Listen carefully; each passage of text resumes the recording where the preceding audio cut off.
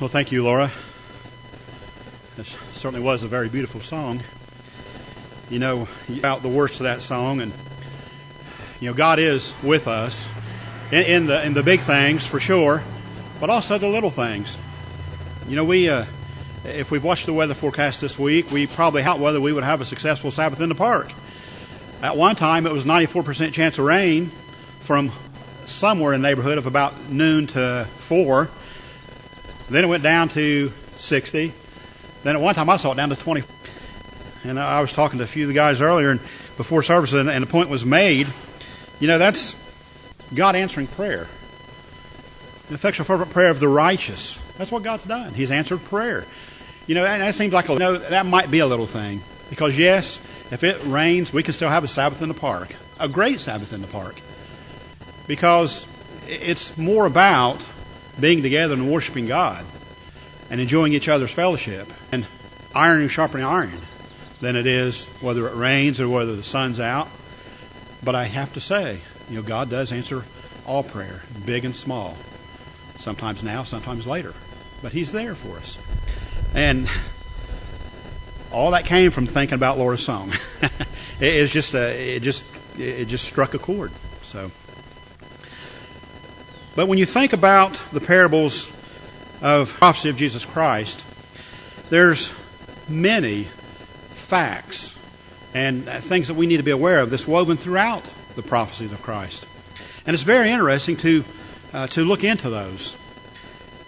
There are several descriptions of the end time, of what we need to look for, what will be, provided we're alive at that time. All the significant things that we as His followers, as Christians, as believers in Jesus Christ and God the Father, absolutely must be aware of as we patiently, and there's the key word, patiently await Christ's return. He warns us, among other things, of increasing episodes, if you will, of deception and false returns of Christ. Things that'll come up and say, well, He's already here. He's already returned. And I'm sure you've heard this. I've heard this. This is the kingdom. He also cautions us that we might fall if we put a whole lot of stake into these rumors of false returns. The false returns of Christ. When these rumors start to fly, and as time draws closer to an end, they certainly will. We need to understand, is this true? Is this a lie? How do we know this?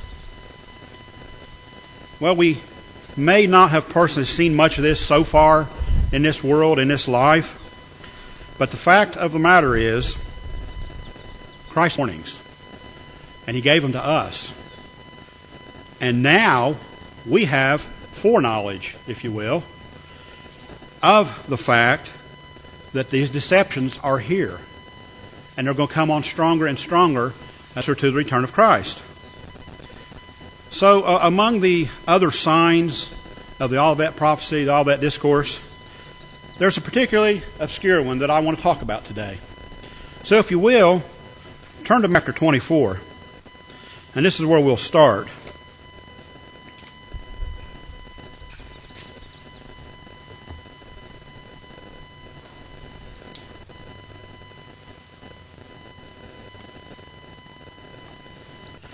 Matthew chapter 24. And I want to start in verse 26 and read just a few verses here. Therefore, if they say to you, look, He is in the desert, do not go out. Or look, He is in the inner room, do not believe it. For as the lightning comes from the east and flashes to the west, so also will the coming of the Son of Man be. For wherever the carcasses is, there the eagles will gather together. Now, there's a lot happening in these few scriptures. If you notice, he says, if they say, look, here He is, look, there He is, He's saying don't believe. He's warning us right off the bat here in this part of the Olivet Discourse that they're going to lie to you. They're going to lie to you. So the question becomes, how do we know if it's a lie? Well, reverse. It says, for as the lightning comes from the east and flashes to the west. Think about that for a minute. Now, I'm very thankful we're not having a storm right now. But you can be in your home, the door's closed, and when that lightning flashes across the sky, you see it. Do you not? You might not see the actual ball lightning, but you see the effects of what is happening. He says here, for as the lightning comes from flashes to the west, all the way across the sky, you will also see the coming of the Son of Man.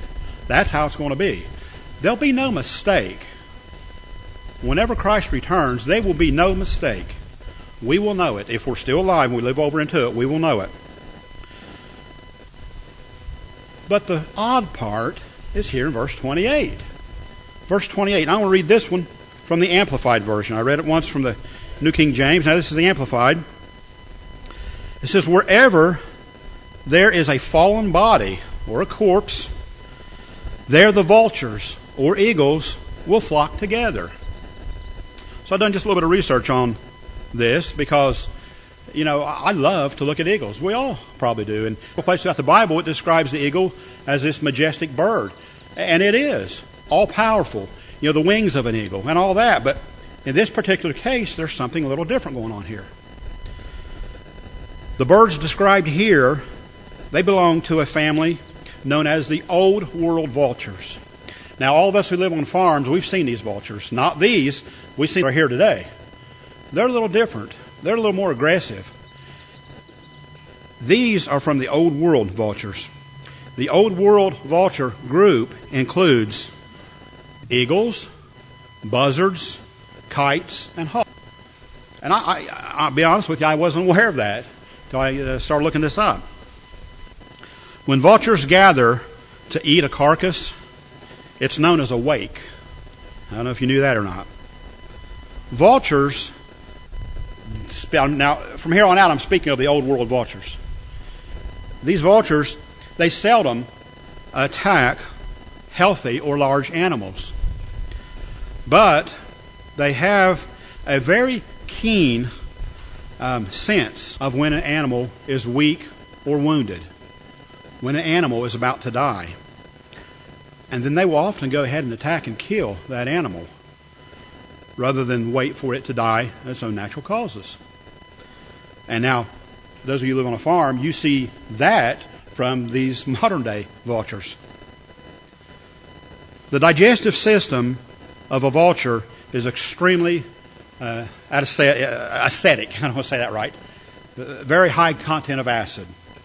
So much so that a vulture can ingest anything with rabies, with cholera, with a whole mix of toxins, of botulism, and everything that goes with that, even deadly anthrax, and still live. Think about that. Now, we just read a scripture in the Bible, God's words that talk about these vultures, and they're going to play a part in prophecy. And we'll keep on going.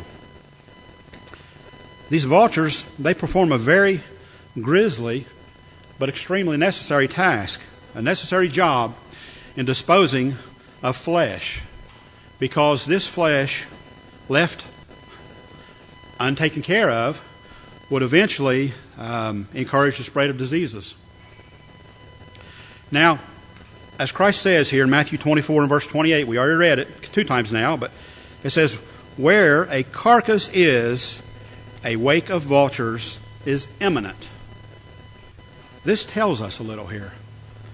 Aside from the fact that it is the response to the disciples' question, the question about Christ's coming and the end of the age, if you're in Matthew 24, back up to verse 3. Matthew 24 and verse 3. And as he sat upon the Mount of Olives, the disciples came to him privately, saying, tell us, when shall these things be? And what shall be the sign of the coming and the end of the world? Combined with the reference to lightning, as we just read, this implies that his return will be highly visible. And we've talked about that, so we have no question about that. Well, if you're still in Matthew 24, drop down to verse 36 through 44, because this starts to contain a little more relevant information that's linked to this corpse and these vultures. So Matthew 24, verse 36 says, "But of the day and the hour no one knows, not even the angels of heaven, but my Father only.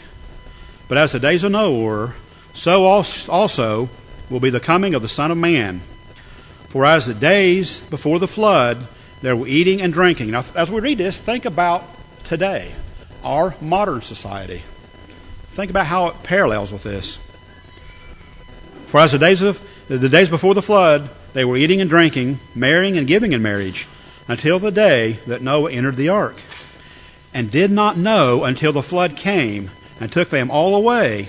So also the coming of the Son of Man will be." Now, there's a lot said here, and we're going to talk about this as we go through the rest of this sermon. But think about these points as we're reading this. Continuing on here. "Then 2 men will be in the field. One will be taken away, and the other left. 2 women will be grinding at the mill. One will be taken away, the other left. Watch therefore, for you do not know what hour your Lord is coming. But know this, the master of the house had known what hour the thief would come, he would have watched and not allowed his house to be broken into. Therefore, you also be ready, for the Son of Man is coming at an hour you do not expect." Again, there's a lot said here, but you could probably summarize the majority of this whole section in one word, 2 words: be prepared. That's the warning here. Be prepared. This passage provides another concrete description of the circumstances surrounding Christ's return, emphasizing that his return will be at an unexpected hour, but you will know it when you see it. There's absolutely no doubt about that. We can tie this to his warning about becoming caught up in the cares of this world. And he's warned us about that. So the end time events, they commence when we are spiritually unprepared. And that is very, very scary, because it can happen to any of us at any time. If you will, turn forward to Mark chapter 13.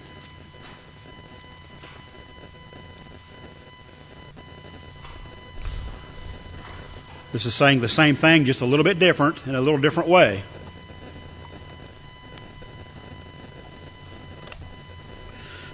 Mark chapter 13, we'll start in verse 35. Read a few verses here. Mark 13, starting in verse 35. "Watch therefore, for you do not know when the master of the house is coming.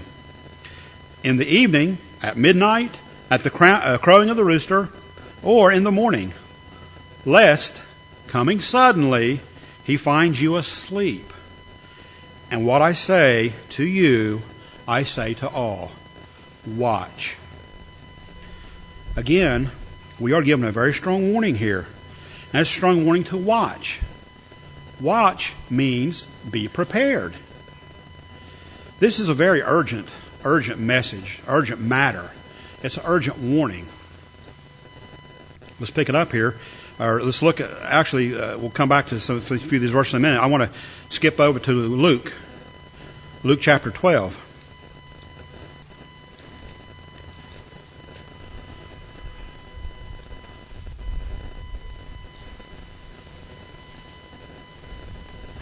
Luke chapter 12, starting in verse 39 and 40. And again, the same thing. It's the same message, just said a little different. Luke chapter 12, starting in verse 39. "But know this, that if the master of the house had known what hour the thief would come, he would have watched and not allowed his house to be broken into. Therefore, you also be ready, for the Son of Man is coming at an hour you do not expect." I circled the word "be ready," the words "be ready." Because this implies that we must, yes, be prepared, but it implies that we must be preparing now. You think about this, and we go back to our modern lives. We have it pretty good.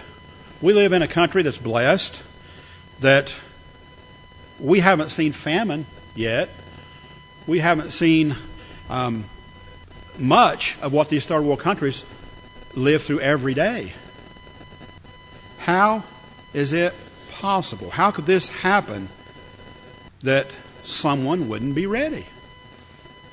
What could possibly cause us to do that we would not be ready for Christ's return? I mean, we're God's people, right? We read the Bible. Well, just one thought that comes to mind. Again, we put our name here. We, us, God's people, God's chosen, God's called out ones of billions of people. Us.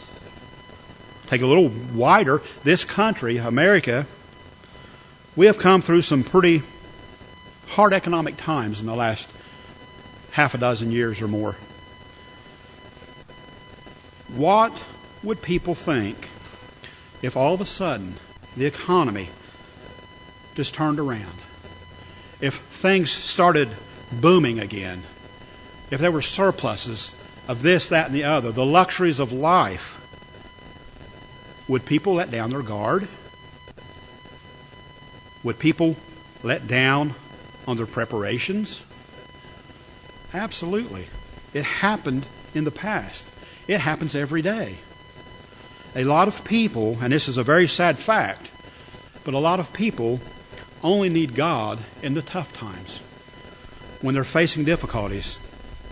But when the good times hit, when what seems to be the blessings hit, they tend to pull away. At least their need for God goes down. Their desire to live a godly life because it's hard goes down. We're warned about this.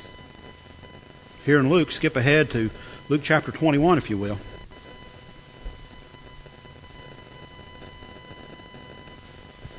There are several warnings that's in and associated with these prophecies that Christ wanted His people to have and to understand and to take heed with. Luke 21, verse 34 through 36 here. It says, "But take heed to yourself, lest your hearts be weighted down with carousing, drunkenness, the cares of this life. And that day," the return of Christ, "that day come upon you unexpectedly." You see, this is a very hard and very vivid warning for all. For every one of us sitting here, for all of God's people, to wake up. To be prepared. If it wasn't possible for each and every one of us sitting here, and nobody's exempt from this, myself included, any of us, if it wasn't possible for us to fall asleep and miss out on this absolutely marvelous coming eternal life opportunity, then God wouldn't have warned us as many times as He did. Verse 35, "For it will come as a snare on all those who dwell on the face of the whole earth." Nobody is exempt. A snare. That's a kind of trap. And brethren, we are not immune to this possibility of it happening to us. That's why we're told several times to take heed, to be awake, to be alert, to be preparing. Verse 36, "Watch therefore, and pray always, that you may be accounted worthy to escape all these things that will come to pass, and to stand before the Son of Man."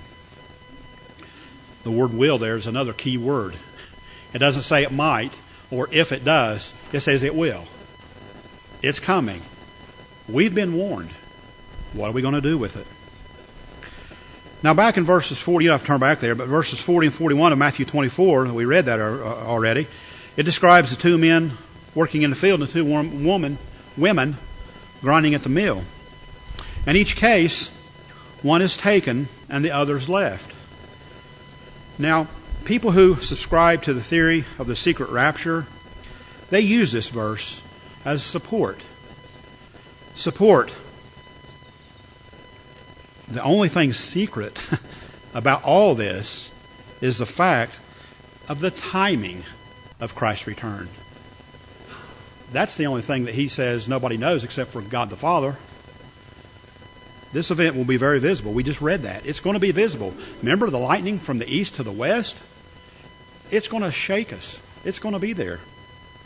In each case, though, the people, the person, me, I, we have to be aware. We have to be prepared. People, again, who advocate the rapture theory, they also assume that taken here in these verses means snatched up to heaven. That's what they say. However, in the 49 New Testament usages of this Greek word, and this Greek word has a kind of a wide meaning of taken away, received, and so on. This word is, now if I pronounce this right, it's paralambano. It's P-A-R-A-L-A-M-B-A-N-O.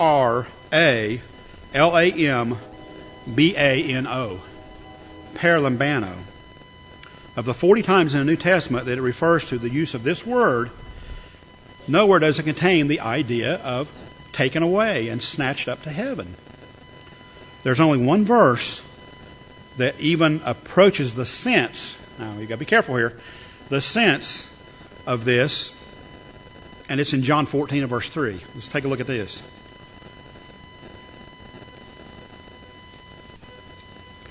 John 14 and verse 3. But even in this verse, it does not support the idea of being taken off to heaven. The reverse is true. Now we're breaking into a thought here. Christ was talking about himself leaving and going away and preparing a place. And this is what he said. John 14 here, verse 3. Make sure I get in the right verse. Yes, verse 3. And if I go and prepare a place for you, I will come again and receive, there's that word again, paralambano, I will receive you to myself, that where I am, there you may be also. The important thing to notice here is that he says he will come again to the earth and receive his followers, his brethren, to himself. And he says there, here, not in heaven, here. Earth is where the kingdom of God will be established.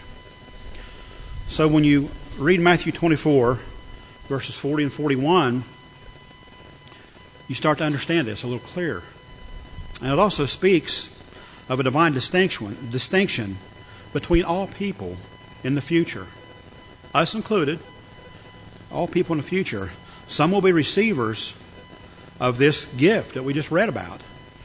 Some will receive Christ near to him, and they'll be associated with him in a very familiar and intimate way.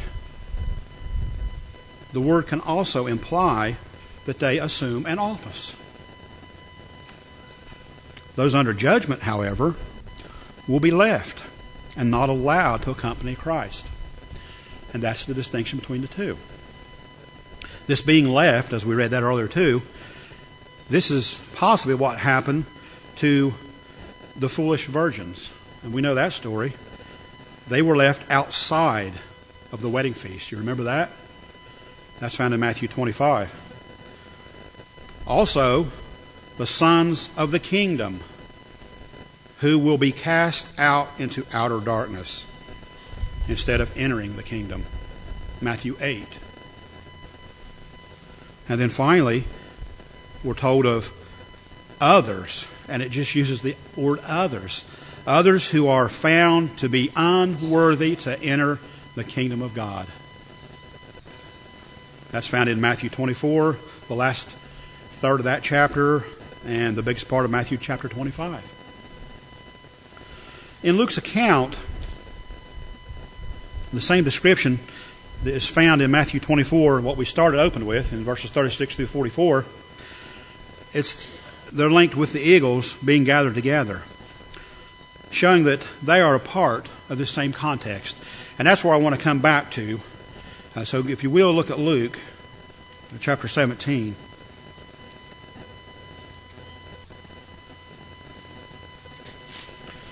Luke chapter 17, and we'll read verse 22 through 24 here. Luke 17, starting verse 22. Then he said to the disciples, "The days will come when you will desire to see one of the days of the Son of Man, and you will not see it. And they will say to you, 'Look here,' or 'Look there.'" Up to this point, this is people desiring for Christ's return. This is not unlike us. We want Christ's return to come. They will tell you, people will tell you, "Look here, look there. Look, he's already returned. See the evidence of this, see the evidence of that." He says, "Do not go after them or follow them. For as the lightning that flashes out of one part under heaven shines to the other part under heaven, so also the Son of Man will be in his day." Here's the same general warning against being deceived by these false accusations and false returns of Christ. But the prophecies are very, very clear that when he returns, it will be unmistakable. We will know it. If we're alive, we will know it. Will be no question. Well, following this, we're in Luke 17. Let's go down to, starting in verse 26 here and read a few more verses. It continues on here. "Just as it was in the days of Noah, so it will be in the days of the Son of Man. They were eating and drinking and marrying and being given in marriage until the day when Noah entered the ark, and the flood came and destroyed them all. Likewise, just as it was in the days of Lot. They were eating and drinking, buying and selling, planting and building." Brethren, what's going on in the world today? Especially here in America. We are eating and drinking and buying and selling. And things might start looking better. Be prepared. Continue on here. "But on the day when Lot went out from Sodom, fire and sulfur rained from heaven and destroyed them all. So will it be on the day when the Son of Man is revealed. On that day, let the one who is on the housetop with his goods in his house not come down to take them away. And likewise, let the one who is in the field not turn back." Remember Lot's wife.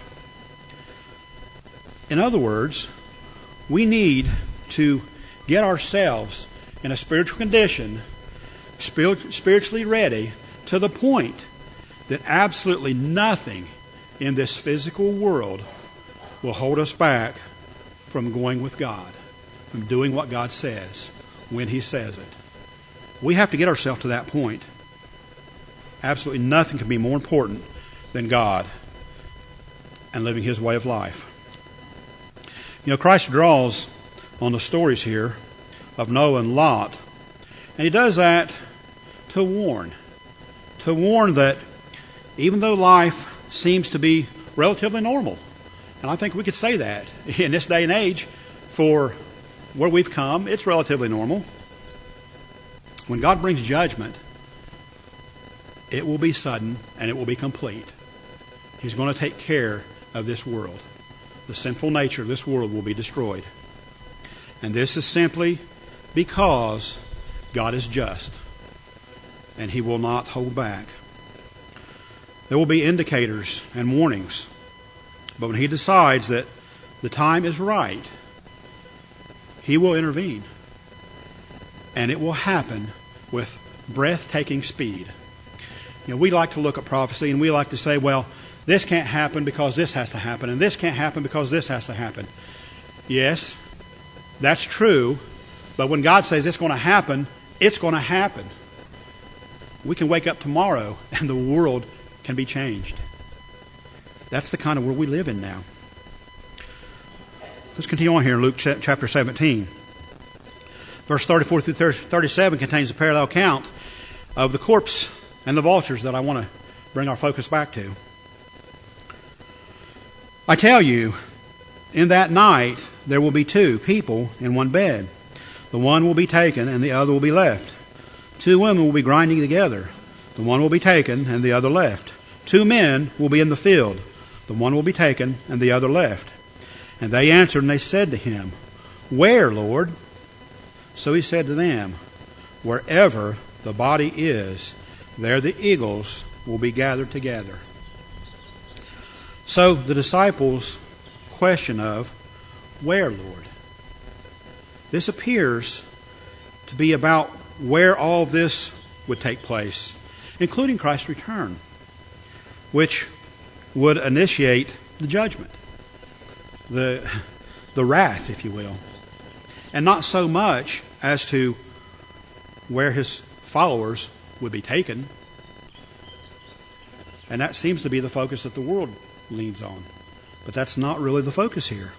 Remember back in Matthew's account, the original question was about the signs of Christ returning to the end of this age. So what appears to have been on their minds were the specifics of his return rather than the location of those taken away. And as we've all read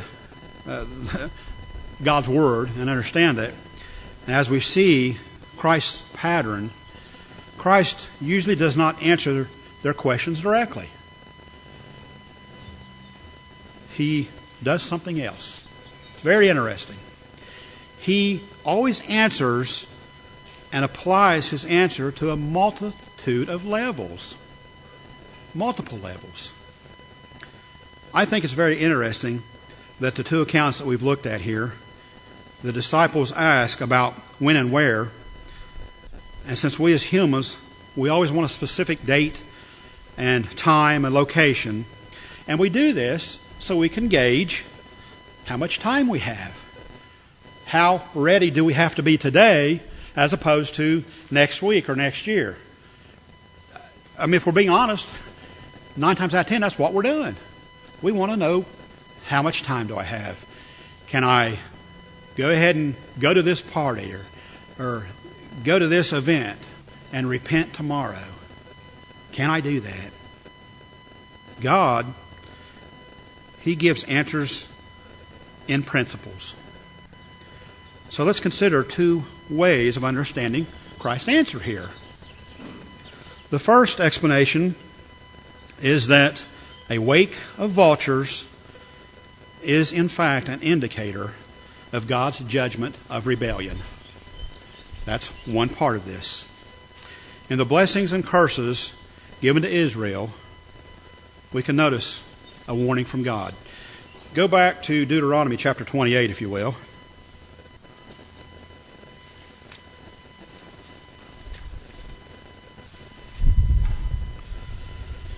Deuteronomy chapter 28, and we'll read verse 26.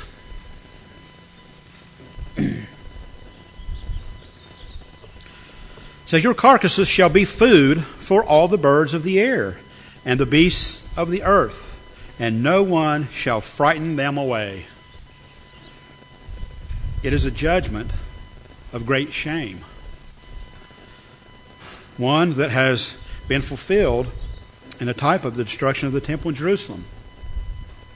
Go forward to Psalms chapter 79 and see that. Psalms chapter 79, the first 3 verses here, they touch on this. This is a psalm of Asaph. O God, the nations have come into your inheritance. They have defiled your holy temple. They have laid Jerusalem in ruins. They have given the bodies of your servants to the birds of the heaven for food, the flesh of your faithful to the beasts of the earth. They have poured out their blood like the water all around Jerusalem, and there was no one to bury them. Under this curse, the Israelites would have no dignity in their death. Absolutely none at all. They would have no one to bury them, the dead. It symbolizes the height of defeat, disgrace, and personal insignificance when no defenders are left to keep these scavengers, these vicious animals, from tearing the human body apart, just as they would a dead animal. And that's what happens in life. When God cleans His creation in this very way, a person becomes nothing more than a meal for one of these despised creatures. But Israelites are not the only ones to receive this shameful judgment. The same fate is prophesied for those fighting against Christ at His return. Notice Revelation chapter 19.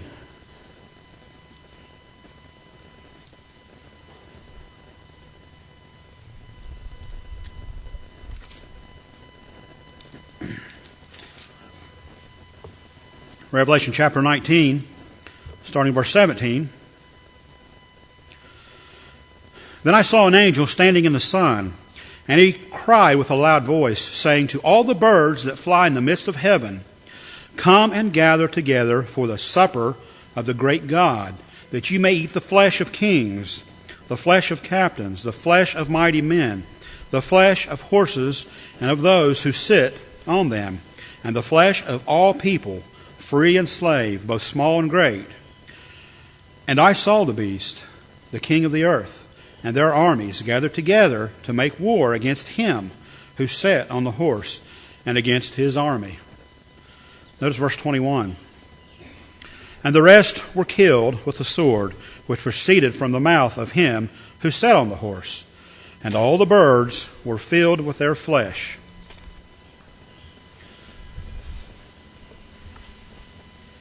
This is it's a result of a shame of sin, unrepented sin. Now, we have to understand that we all sin. We all fall short of the glory of God. But we all have the ability to repent and ask for forgiveness and change. That's part of repentance. This is the result of people who will not change, will not repent. And their death results in shame.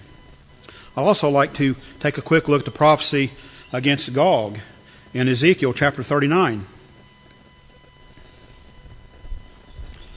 Ezekiel chapter 39 here, 17 through 20.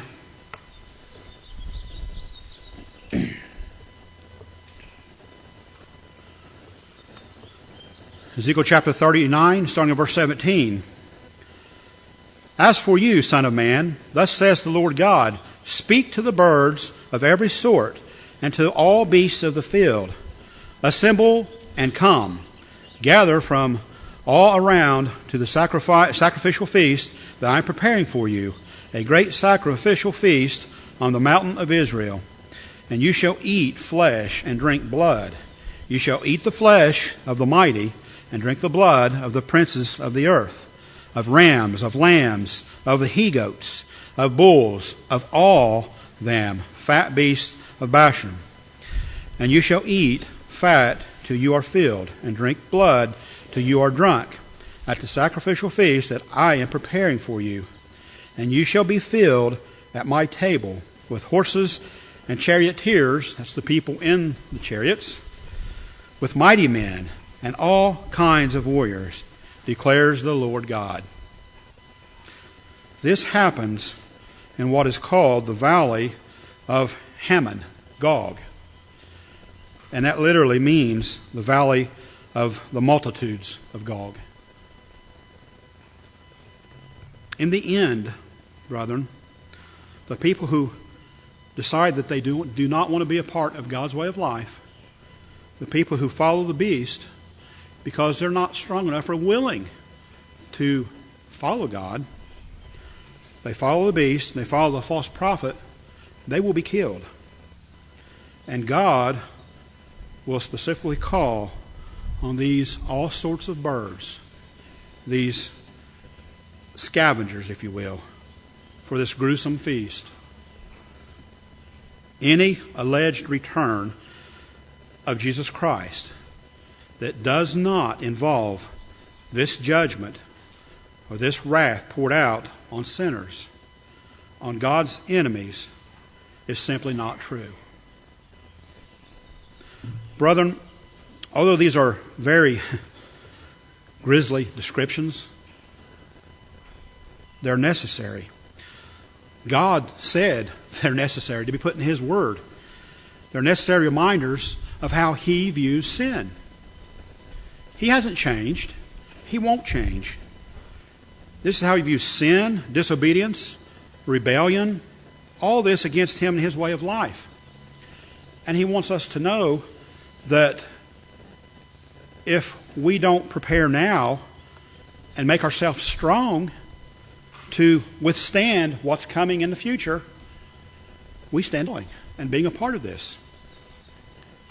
The bottom line is Christ will return. It's a promise. He said that.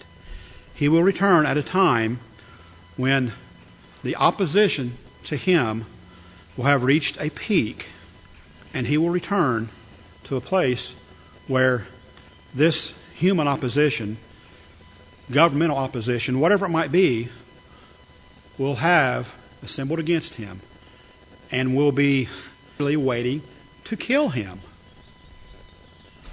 And with this, as we read earlier in Matthew 24, there will be a gathering of scavengers as a sign of God's judgment of this shame, this sinful shame. There's still yet another way to understand Christ's answer here. The answer about the wake of vultures. Something we can see happening right now in this world. A gathering of vultures indicates a diseased spiritual condition. A gathering of vultures indicates a diseased spiritual condition. Go back to Revelation, if you will, chapter 18. We'll notice the description here used against, or to describe, I should say, Babylon the Great. And this can be applied certainly to today's environment, today's conditions. Revelation 18 and verse 2. And he called out with a mighty voice, "Fallen, fallen is Babylon the Great."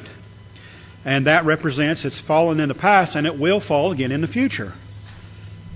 She has become a dwelling place of demons, a prison for every foul spirit, and a cage for every unclean and hated bird.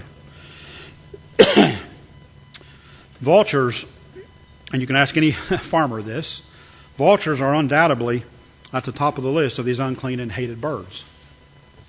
They are seek on destruction, destroying, killing. End-time Babylon is the focal point, as we just demonic spirits. And this is likened to these unclean birds. Both of them, they prey on the sick. They prey on the weak. They prey on the injured. And they gather where death is looming. Brethren, this is where it becomes relevant for each and every one of us here today. Our greatest threat, and maybe we haven't thought about it this way, but as a Christian, our greatest threat is not the tribulation at the end. Maybe that's a little bit. And that will be bad. But as bad as that will be, a far worse threat is that of being spiritually unprepared when Christ returns. That is devastating. That will qualify us to be unworthy to inherit the kingdom of God. This is what the parable of the 10 virgins, the parable of the wedding feast describes. This is the substance of the warnings about Christ's return being like a thief in the night, coming when He is completely affected.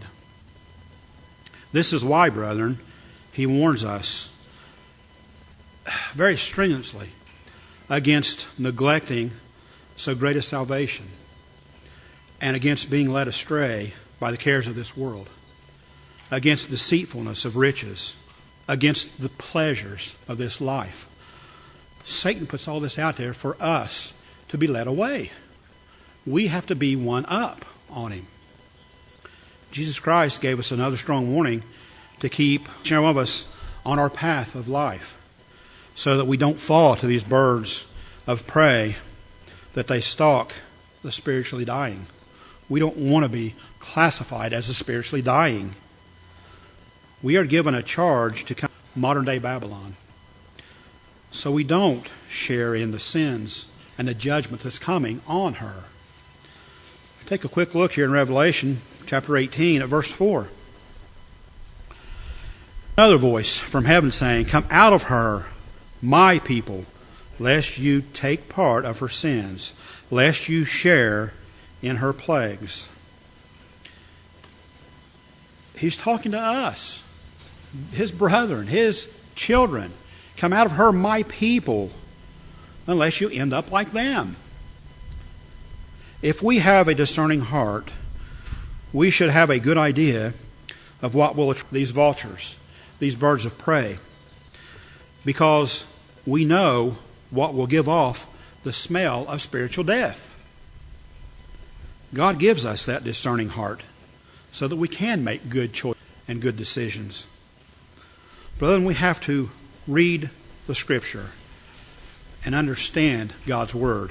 We've read many times about the swiftness of Christ's return. The question is, do we really believe it? How personal do we take it? It's easy to look at world events and compare them to our understanding of prophecy.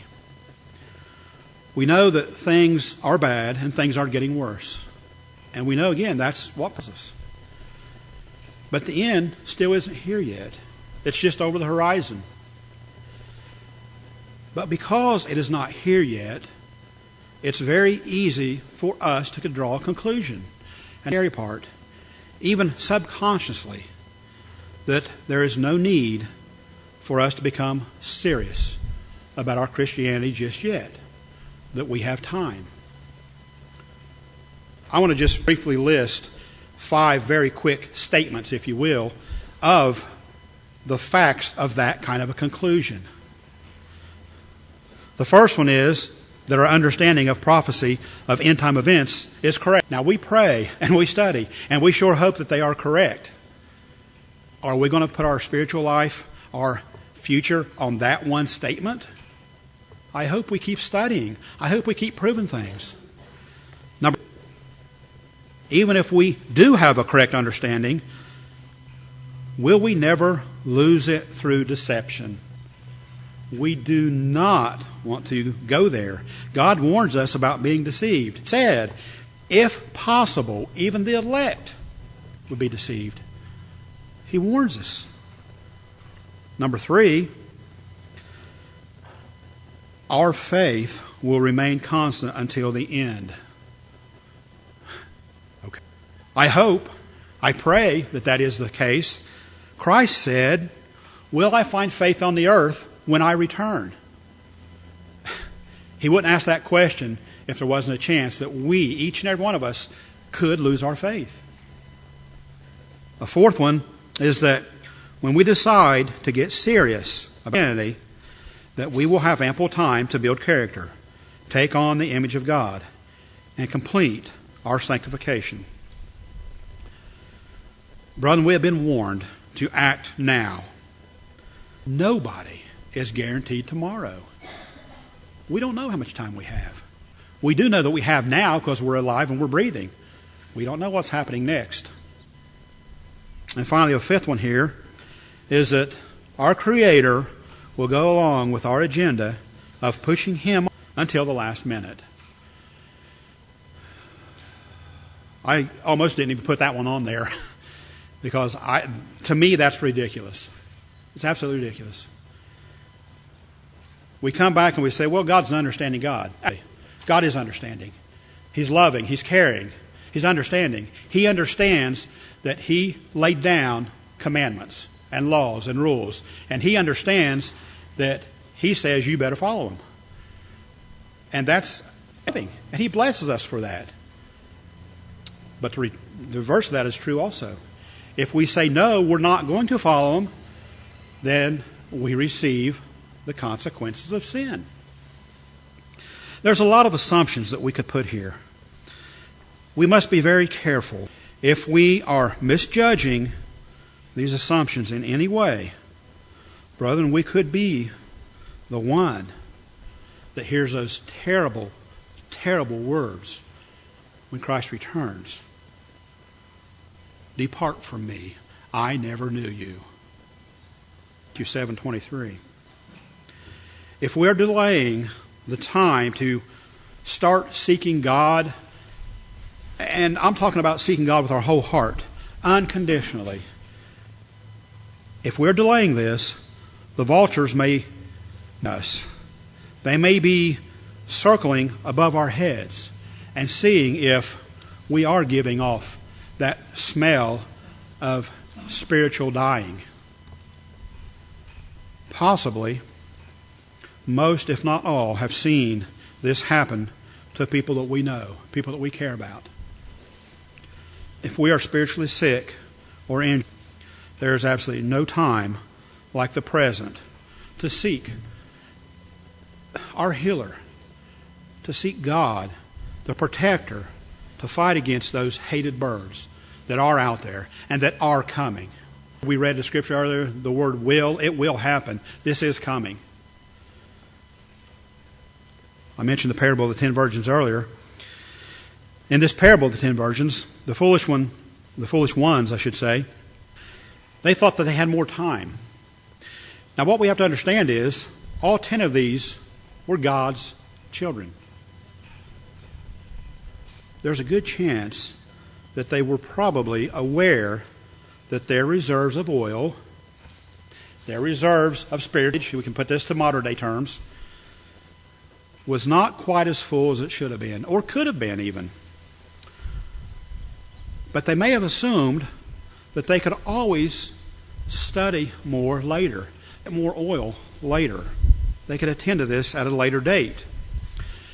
Here's the major problem with that assumption. They did not count on falling asleep. That's scary. Nobody falling asleep. They did not count on life happening. Things happen. Things come up.